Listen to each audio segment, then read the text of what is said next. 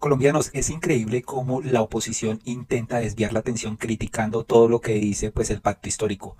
Resulta que en las últimas horas el senador Wilson Arias pues se dirigió a varios grupos armados al margen de la ley, incluido el Ejército de Liberación Nacional ELN y las disidencias de las FARC, que vieran cómo está el gobierno de Gustavo Petro, que es un gobierno progresista que les está ofreciendo oportunidades para hacer la paz y que no va a haber ningún gobierno que haga esto sino el de Gustavo Petro.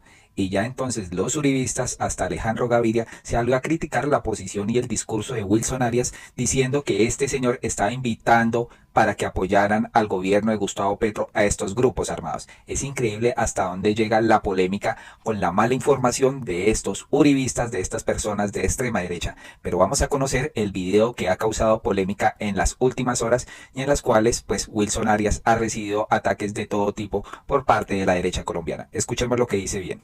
Quiero hacer un llamado al Estado Mayor Central, al ELN, a las distintas denominaciones alzadas en armas en Colombia y hacerles notar lo siguiente. Nuestro gobierno está siendo perseguido por buscar la justicia social que siempre ha acompañado las banderas de la paz en Colombia. La paz con justicia social ha sido una bandera de las calles y del público y de la movilización colombiana y por primera vez encuentra un gobierno dispuesto a sacarla adelante y es objeto de persecución. Y mi pregunta pública, respetuosa pero suficiente, a la denominada insurgencia colombiana es la siguiente. ¿No les parece muy extraño hoy coincidir en una ofensiva militar contra el gobierno y seguramente verse aplaudidos por Luis Carlos Sarmiento Angulo, que también persigue a este gobierno? Le pregunto públicamente a la insurgencia colombiana si es un acto revolucionario o de liberación nacional emprenderla contra un gobierno que procura la paz con justicia social y propiciar de esa manera lo que hoy ocurre, y de esta manera concluyo. Y es que la arquitectura del golpe blando, para que no sepa el país, está siendo gravemente adelantada a esta hora, y de allí la importancia de la presencia de ustedes. Muchas gracias, pueblo caleño, por participar de este acto, y vamos a avanzar en la defensa del gobierno y la reforma. Muchas En ningún momento Wilson Arias está pidiendo a estos grupos insurgentes que apoyen al gobierno de Gustavo Petro. Sin embargo, todos los medios se han dedicado a decir esto. Por ejemplo, aquí MCM dice lo siguiente. El senador Wilson Arias del Pacto Histórico se dirigió a varios grupos armados al margen de la ley, refiriéndose al mandato de Gustavo Petro, y les pidió apoyar a nuestro gobierno. Increíble cómo tergiversan las noticias estos medios del establecimiento. También por acá está pues Infobae diciendo: Wilson Arias, senador del Pacto Histórico, hizo polémico llamado al ELN y a las FARC. ¿Qué quiso decir Wilson Arias con llamado frente al gobierno a las disidencias de las FARC? Aquí pues intentan manejar la desinformación, y uno de ellos fue Alejandro Gaviria, que atacó aquí al señor Wilson Arias y le dijo: esto me parece muy grave, es un llamado a las organizaciones armadas a que respalden al gobierno en sus fines políticos. No bastó con el discurso populista de división, vienen ahora las amenazas armadas y las insinuaciones de guerra civil. ¿En qué momento, señores? ¿En qué momento dijo Wilson Arias esto? Wilson se refirió a decir una oportunidad de paz de oro, señores, de oro, para que con este gobierno se dé, pero no. Las FARC se dedicaron a atacar a las poblaciones como antes. El ELN también se ha dedicado a secuestrar y pues también llamar a esta confrontación militar. Entonces uno comprende que esta gente prefiere la delincuencia, seguir traficando con este polvo blanco y seguir en la guerra y en el monte. Al parecer no quisieran la paz. Y tanto que reclaman estas guerrillas que se formaron para buscar una justicia social, pues Petro lo está haciendo, pero estos grupos no quieren. Les gusta la plata fácil, señores, traficar con droga, eso es lo que les gusta. Pues a esto Wilson Arias le contestó a Gaviria: señor Alejandro Gaviria, lo reto a que me compruebe que estoy pidiendo a los armados que respalden al gobierno. Yo mismo publiqué el video para pedirle a las disidencias que no atacaran a la población. O usted es un mentiroso o yo tengo razón. Vaya a la justicia y lo sabremos. Quedo atento. Y después, pues varias personas criticaron este tuit de Alejandro Gaviria. O sea que Wilson Arias oficialmente es terrorista. Debería ser dado de baja entonces, dice acá un señor Oscar, ¿no? Y pues aquí Wilson dice: en esto va la calumnia y la manipulación del señor Alejandro Gaviria. Por haberle pedido a las disidencias que dejaran de atacar a la población, se me acusó de pedir a los armados respaldo y ahora se pide mi baja públicamente. Increíble lo que causa un tuit y el daño tan tremendo que hace Alejandro Gaviria, ¿no? Al cierre de la asamblea, mi pregunta a los alzados en armas es: ¿les parece un acto revolucionario o de liberación nacional emprenderla militarmente contra un gobierno que está buscando la justicia social? La misma que siempre dijimos debe acompañar la bandera de la paz, es lo que dice Wilson Arias acá, ¿no? Y pues acá otro usuario dice, Wilson Arias hace una crítica de ética y política muy seria a los actores armados que se reivindican con revolucionarios. El centro y la derecha se ponen de acuerdo para acusarlo de terrorista. No es que no entiendan, es que no quieren entender. Y etiqueta a Alejandro Gaviria. Muy grave esto. Y varios congresistas se solidarizaron con Wilson Arias, como Isabel Cristina, y dice, mi solidaridad con el senador Wilson Arias, cuya vida está en peligro. Esta amenaza tiene que ser investigada por la Fiscalía. Apostarle a la paz y exigir a los actores armados que dejen de atacar a la población civil no puede ser una sentencia de muerte para nadie, ¿no? El señor Oscar Gómez, que dijo que oficialmente es terrorista y debería ser dado de baja. Increíble, señores, hasta dónde llegan las calumnias de este señor. Mauricio Zamora dice que es un concejal del Pacto de Cali. Oficialmente Alejandro Gaviria se convirtió en un bodeguero. Yo estaba ahí cuando Wilson Arias intervino e hizo este video y en ningún momento dice lo que Gaviria insinúa. Esto fue un evento público en Cali y ahí se ve cómo los trató de criminales, señores. Y pues lastimosamente esto genera mucha intoxicación en el panorama político y que pone en peligro al senador Wilson Arias, ¿no? Paloma Valencia dice, ¿ya vieron el discurso donde el senador Wilson Arias pide apoyo de los grupos, pide apoyo de los grupos terroristas para defender el gobierno de Petro, que según dicen se quiere quedar alargándose el periodo presidencial? ¿Coincidencia? Dice la señora Paloma Valencia. Y pues acá le dicen a Paloma Valencia, ¿cómo se ve que la camada del antro delincuencial del Centro Democrático se reunió para poner el mismo mensaje y así tergiversar al mismo tiempo entre todos lo que dice Wilson Arias? Ya no saben ni qué inventar, qué decir, están asustados, cada día tienen menos idiotas útiles en sus filas, ¿no? Increíble, pero es así. Sandra Ramírez también dice, toda nuestra solidaridad con el senador Wilson Arias ante los ataques mezquinos de la derecha. Tergiversan como siempre lo hacen. Un video en el que erradamente dice que el senador pide a grupos al margen de la ley respaldar al gobierno. ¡Qué bajo caen, señores! Pues aquí Wilson Arias dice, las disidencias son unos criminales y no es ningún delito llamarlas a que cesen sus ataques a la población y al gobierno. Demandaré por calumnia a quienes tergiversaron mis palabras para atribuirme delitos. Escuchen lo que dijo y es que llovieron todo esto a raíz del tuit de Alejandro Gaviria, ¿no? En una operación coordinada, la derecha le está acusando de hacer apología del terrorismo e incitar a grupos criminales y a defender al gobierno con las armas. Claudia González también. El video que están usando lo publiqué yo mismo.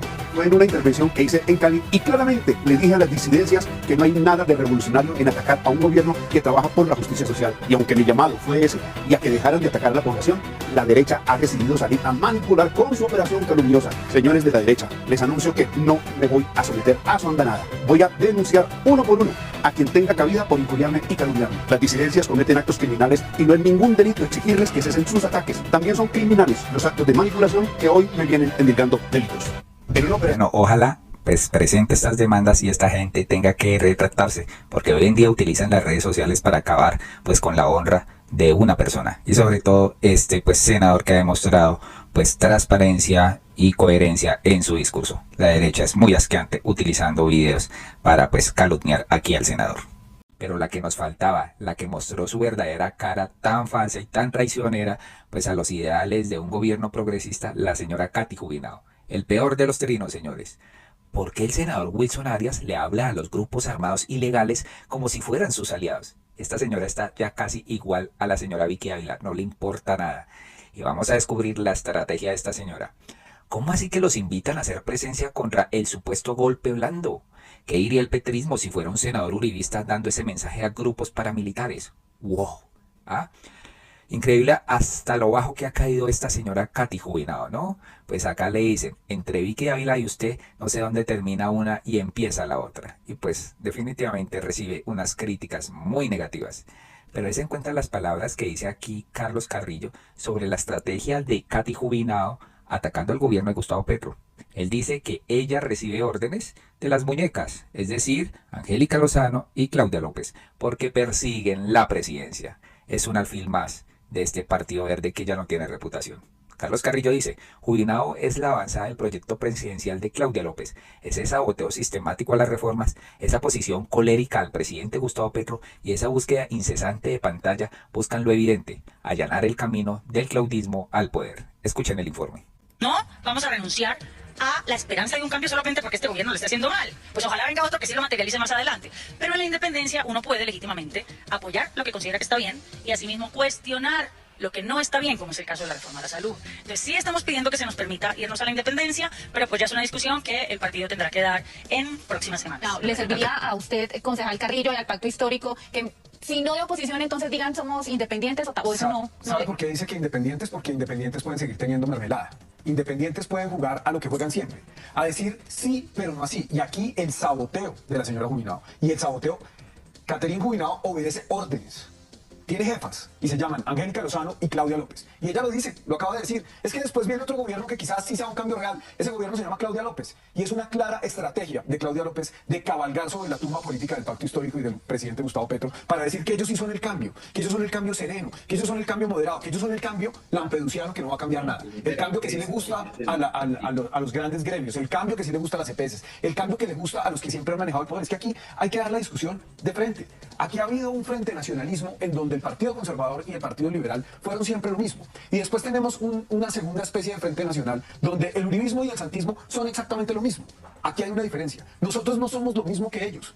En cambio, ellos sí son lo mismo que la derecha y lo dejan absolutamente claro. Ahí estaba en la entrada, en la exclusa esa que entra al salón elíptico, ahí estaba Polo Polo, Pedraza, Jubinao, Julia Miranda, todos juntos saboteando una reforma que lo que busca es una salud digna y sobre todo reducir la intermediación financiera de la salud. ¿Cómo les parece, señores? Es que definitivamente ya no disimula la señora Katy Jubinao. Por otro lado, señores, ustedes se dieron cuenta que la congresista del Pacto Histórico, Esmeralda Hernández, pues logró que se aprobara la ley de no más corridas de toros en el Congreso. Pero ustedes se van a sorprender de estos tweets de gente que realmente le falta un tornillo en la cabeza, como la periodista, disque periodista, Salud Hernández de Revista Semana. Desen en cuenta las críticas que hace. Les guste o no, el buen toreo es un arte. Una Verónica, una media Verónica, una chicuelina, la larga cambiada, ella como pertenece a España, creo que los toros es la fiesta más culta que hay en el mundo, escribió Federico García Lorca, pero somos minoría y nos aplastaron, dice la señora Salud Hernández. A lo que le contestan, gracias Esmeralda, no más corridas, ¿no? Este tuit de María Antonieta Gómez, otra usuaria que dice: me siento completamente derrotada con esto de la prohibición de la tauromaquia en Colombia. Cuánto me duelen mis raíces. Qué dolor tan grande y tan profundo me causa la prohibición de las corridas de toros. Es parte de mi vida y de mi esencia, de mi cotidianidad. Qué triste ver cómo nos aplastan las minorías. Entonces, realmente es sorprendente, pues, el pensamiento cerrado de algunas personas, ¿no? Colombianos, atención, y en las últimas horas se ha formado tremenda polémica porque el jurista y exfiscal Luis Eduardo Montealegre pues le pidió al presidente que él puede convocar por decreto a una Asamblea Nacional Constituyente. Dice, el Estado que queremos debe construirse a través de las reformas, lo dice el pueblo y no el Congreso. Y además dijo que es en el Congreso donde se está bloqueando los cambios pues sustanciales que merece el país, pero que por unos pocos congresistas que ganan 40 y pico de millones de pesos, pues no avanzan. Desen en cuenta lo que levantó el señor Eduardo Montealegre, que dice que el presidente puede hasta alargar su periodo o quizás reelegirse, decretando una Asamblea Nacional Constituyente. Escuchen y díganos qué piensan. Soy la voz de quienes creen que la propuesta del jefe de Estado de convocar por decreto una asamblea constituyente para extender, entre otros motivos, su mandato presidencial es totalmente legítima. En este momento, Colombia es una sociedad bloqueada por la oposición del Congreso a las reformas sociales que requiere Colombia para consolidar la paz total y cumplir con los acuerdos de La Habana. La única salida posible es que el presidente de la República convoque por decreto con fuerza de ley una amplia constituyente para que sea el pueblo, a través de su poder constituyente, decidir sobre las grandes transformaciones que requiere Colombia. La Asamblea tendría la potestad, entre otros temas, de ampliar el periodo presidencial o permitir la reelección inmediata. ¿Cómo les parece la propuesta de Eduardo Montealegre? Dejó pensando a más de uno. Tanto así que salió David Luna a quejarse y decir: soy la voz de todos los colombianos que queremos que la Constitución del 91 se respete. Vamos a ver qué dijo David Luna. Mi nombre es David Luna, soy senador de la República y hoy soy la voz de miles de colombianos que queremos que la Constitución del 91 se respete. Lamentablemente el presidente Gustavo Petro desde hace ya varios meses lleva hablando de la necesidad de convocar una constituyente y ahora finalmente confiesa él y sus alfiles que lo que buscan es reelegirse, atornillarse en el poder. Bajo ninguna circunstancia vamos a permitir que la Constitución del 91 sea manoseada simplemente para que el presidente Petro pueda cumplir con su interés de reelección. La Constitución del 91 fue producto de un acuerdo de paz, de un acuerdo nacional entre diferentes miembros de la sociedad y, lo más importante, una Constitución que garantiza derechos que antiguamente no tenía garantizada la sociedad. Por esta razón, yo le pido a toda la sociedad que se pellizque y que entienda perfectamente que si le jugamos el jueguito al presidente Petro, vamos a poner en riesgo no solamente la democracia, las instituciones, sino lo más importante, los derechos fundamentales que han venido siendo reconocidos y obviamente defendidos. Entonces, como ven, están desesperados colombianos, están, mejor dicho, pegados al techo. Tanto así que ya los periodistas están viendo esto con temor, sobre todo la señora Darcy Quinn. Aquí dice un usuario: el doctor Luis Eduardo Montealegre y demás juristas buscan que el periodo de nuestro presidente Gustavo Petro se alargue o que sea reelegido. El man está moviendo fichas para promover mediante decreto la constituyente. Necesitamos que Petro continúe hasta el 2030 o más, así sea, ¿no? Y miren lo que dice la señora Darcy Quinn. Pues se confirma en las últimas horas la primicia de la FM cuando les contamos que el exfiscal Luis Eduardo Montealegre estaba trabajando junto con otros juristas en una posición jurídica, en una especie de proceso para lograr que el presidente pudiera convocar a una constituyente y que también pudiera alargar su periodo presidencial o tal vez lograr una reelección inmediata. Lo ha confirmado el mismo exfiscal Luis Eduardo Montealegre, que está buscando una posición para que la constituyente sea citada por decreto y se haga ya. Las razones, dice él, es que las reformas del gobierno están bloqueadas por el Congreso de la República y se necesita esta salida para lograr los cambios. El exfiscal Luis Eduardo Montealegre se ha comprometido aquí con la FM a que vendrá y en estos micrófonos nos explicará extensamente en qué consiste su propuesta, pero sin duda una propuesta que está generando desde ya polémica en el país. ¿Ustedes qué piensan? ¿Están de acuerdo con una reelección de Gustavo Petro o un reemplazo del progresismo? Sin embargo, Petro dijo que no le interesa para nada la reelección, pero hay personas que sí quieren que se reelija, ¿no? Por otro lado, estamos viendo que Bogotá está en caos, tomada por el crimen, sin agua, y ahora el alcalde Galán quiere poner un impuesto que perjudicará al estrato medio. Esta denuncia la hace Ariel Ávila. Escuchemos lo que va a hacer Galán. Hay una de las cosas que se está probando en el plan de desarrollo de Bogotá que me llama mucho la atención. Una ciudad que está tomada por el crimen, esa es la ciudad de Galán. Hay locales comerciales que están cerrando por los niveles de extorsión, con un impuesto ilegal. Vean ustedes las protestas que hubo hace poco en la avenida Ciudad de Cali. Una ciudad sin agua, llena de bloqueos y de huecos, y una ciudad en crisis económica. Pues bien, la alcaldía del señor Galán acaba de, o quiere aprobar, estamos muy cerca de aprobarse, un nuevo impuesto al alumbrado público. De esta forma, el nuevo impuesto será cobrado de la siguiente manera: 8% del consumo de energía para los usuarios comerciales, industriales y oficiales, el 5% para los estratos 4, el 6% para los estratos 5 y el 7% para los estratos 6. Por ejemplo, una pequeña o una microempresa que pague una factura de 500.000 pesos de luz, en el nuevo impuesto pagará 540.000 más o menos, 540.000 pesos por parte de este nuevo impuesto. Y así sucesivamente por los estratos. Se salvan los estratos 1, 2 y 3. Pero imagínense ustedes un restaurante, una cafetería, una pequeña microempresa familiar de 2 o 3 familiares que tengan una papelería. Además de la crisis económica, les van a clavar un nuevo impuesto al servicio público. ¿Por qué usted, alcalde Galán, quiere evitar la recuperación económica de Bogotá? Porque esto no va a joder a los ricos, alcalde. Esto no va a joder a Sarmiento Angulo. Esto no va a joder al inicio. No. Esto va a joder a la clase media, la que se endeuda para pagar la universidad de los hijos, la que se endeuda para poder hacer crecer el negocio, la que se endeuda para comprar un apartamento. Esa, la que se endeuda para salir los fines de semana a comprar en restaurantes. Esa es lo que va a joder a la clase media.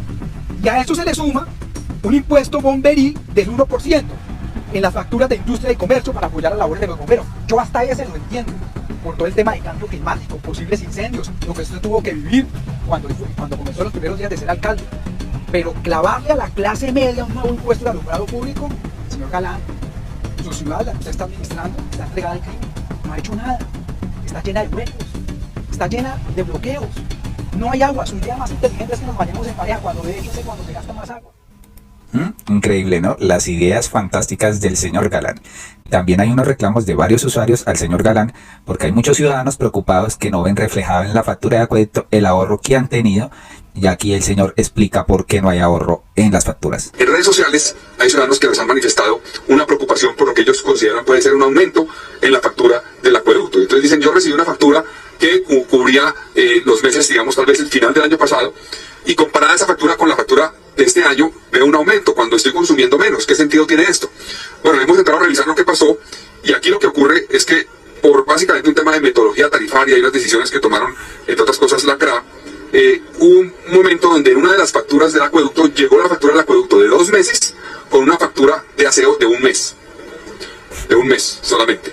y en el siguiente ciclo llegó la factura del acueducto de 2 meses con factura del aseo de 2 meses. Entonces el aumento realmente que se refleja en la factura es un aumento de aseo y no es porque haya subido necesariamente el aseo, sino más porque el mes anterior se cobró solamente, o el ciclo anterior, un mes y en el siguiente 2 ciclos. En todo caso, en las redes sociales de la alcaldía de la UAS, del acueducto, estamos abiertos a recibir todas las quejas que tengan los ciudadanos para revisar caso a caso para que no ocurra eventualmente un error y haya algún cobro que no esté ajustado a lo que fue realmente el consumo de agua en Bogotá. ¿Usted cree en esta justificación que da el señor Galán acá? Pues aquí le dicen, eso es carreta. De candidato propuso otras cosas y ahora no salió con excusas. Además le subieron al servicio de aseo al doble y todo por debajo de cuerda. La ciudad igual de insegura y llena de trancones, le dicen al señor Galán.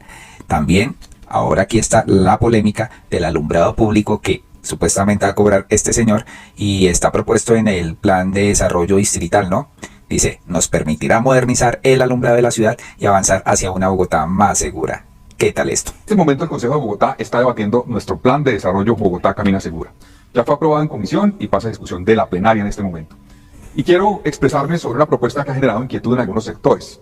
Queremos explicarla para que quede claro por qué creemos que es necesario y responsable y para qué vamos a utilizar estos recursos. Me refiero al cobro de alumbrado público. Este es un cobro que hay que decir en Colombia es común. 27 de las 32 ciudades capitales de Colombia cobran el alumbrado público. Hay municipios alrededor de Bogotá, como Soacha, como Chía, como Cajicá, que cobran el alumbrado público. Bogotá es de los pocos entes territoriales que no lo hace. ¿Por qué creemos que es importante? Primero, porque tenemos en este momento una situación fiscal que no es tan fácil. Es decir, tenemos limitada la posibilidad de endeudarnos, tenemos una inflexibilidad de gasto por compromisos que se han adquirido en el pasado y evidencias futuras que ya están destinadas para ciertos proyectos y necesitamos recursos para la seguridad particularmente. Queremos aumentar de manera significativa los recursos para la seguridad. Entonces, el alumbrado público es algo que Bogotá ha planteado en varias oportunidades para cobrarlo. El alcalde Antanas Mocus intentó, no fue aprobado. Creemos que este momento sí se requiere y se puede hacer. ¿Cómo sería este cobro? Mucha gente ha manifestado la preocupación de qué implicaciones tendría en términos de montos. Lo primero que hay que decir es que los predios residenciales de estratos 1, 2 y 3 no tendrán que pagar nada.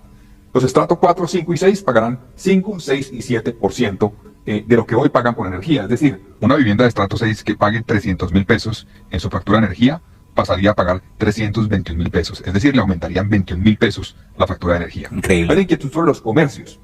Los comercios que estén en zonas de estratos 1, 2 y 3, en zonas residenciales, pequeños comercios, no tendrán que pagar tampoco nada adicional por este cobro. Los que estén en zonas residenciales de estrato 4, 5 y 6 tendrán que pagar equivalente a lo que paga también un predio residencial.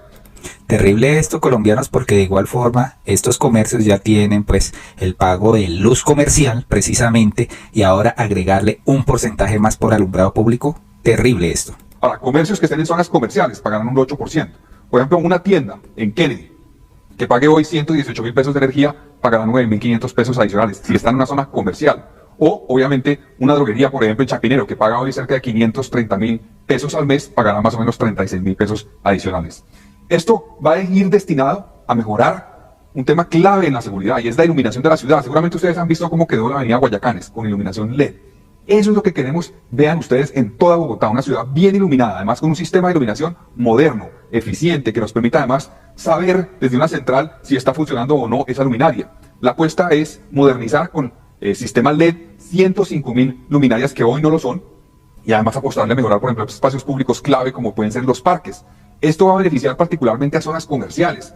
Hay una demostración y un resultado, por ejemplo, de las actividades nocturnas de comercio, donde los mismos comerciantes han dicho que cuando se suman actividades comerciales 24 horas aumentan en cerca de un 50% sus ventas o la posibilidad de acceder a nuevos clientes. Entonces creemos que una mejor iluminación va a permitirnos tener una ciudad más segura y va a permitirnos tener una ciudad que se active comercialmente. Esto es para eso. Yo entiendo la preocupación que pueden tener algunos comercios por la situación que estamos viviendo, pero importante que sepan cuál es el verdadero monto, la dimensión de que esto implicará. No es tanta eventualmente para ciertos sectores y en todo caso el impacto, que sé que es una carga importante, va a tener mucho más beneficio por lo que vamos a hacer por Bogotá, en mejorar la seguridad, en mejorar la actividad económica, en conectar mejor esta ciudad. Entonces, por eso les queremos proponer que contemplen este cobro de alumbrado público como una herramienta que nos va a permitir tener mejores recursos, mayor, en cierta forma, autonomía de conseguir recursos y mejor capacidad para producir resultados concretos en una política que es fundamental para nosotros, que es la seguridad. ¿Qué pasa si no se aprueba? Si no se aprueba este cobro, obviamente respetamos la decisión que tome el Consejo, pero la implicación será básicamente que esa apuesta que hemos tenido por aumentar en un 65% los recursos en estos 4 años para seguridad, no la podremos cumplir. Tendremos que reducir y revisar nuestro plan de inversiones en seguridad y eso tendrá un impacto. Obviamente lo ideal es poder no tener que cobrar y tener un mayor impacto con las políticas de seguridad, pero la ciudad necesita en este momento el apoyo, el compromiso de todos, y estoy seguro que esto va a redundar en un impacto positivo en la seguridad y en la actividad económica para todos. O sea, aquí, según el señor Galán, presuntamente es como una amenaza, es decir, que si no se aprueba el impuesto al alumbrado público, la ciudad se volverá más insegura. ¿Ustedes qué opinan sobre esto? Pues aquí David Porras le dice, promesas incumplidas, Galán. Otra persona, aumenta la robadera, sigue el legado Peña López. Ahí tienen el premio de las malas decisiones. Carlos Fernando Galán se la pasa diciendo que la ciudad de Bogotá está en crisis y su solución es clavarle más impuestos. El incoherente, ¿no? Pura miércoles, las calles bogotanas en la noche son un atracadero. Esa plática se va a perder. Aquí le dice un concejal de Bogotá, alcalde Carlos Fernando Galán, en aras de la transparencia y dado que dentro de la argumentación que se da para el cobro de la disminución de la inseguridad con estos recursos, ¿en qué porcentaje se va a disminuir la delincuencia y la criminalidad en la ciudad con este nuevo tributo? Es lo que nos preguntamos, señores, diciendo el señor que va a reducir la inseguridad colocando más bombillas. Déjenme dudarlo, señores. Colombianos, hasta acá este video. Por favor, compártanlo, suscríbase. ¿Qué piensan de todo esto que les contamos? De la verdadera cara de Jubinado, de cómo Alejandro Gaviria pues quiso humillar acá al señor Wilson Arias, que pues va a denunciarlo por injuria y calumnia. Y pues esperemos a ver qué pasa con toda esta política que quiere aplicar el señor Galán también. Muy amables por escucharnos y hasta pronto.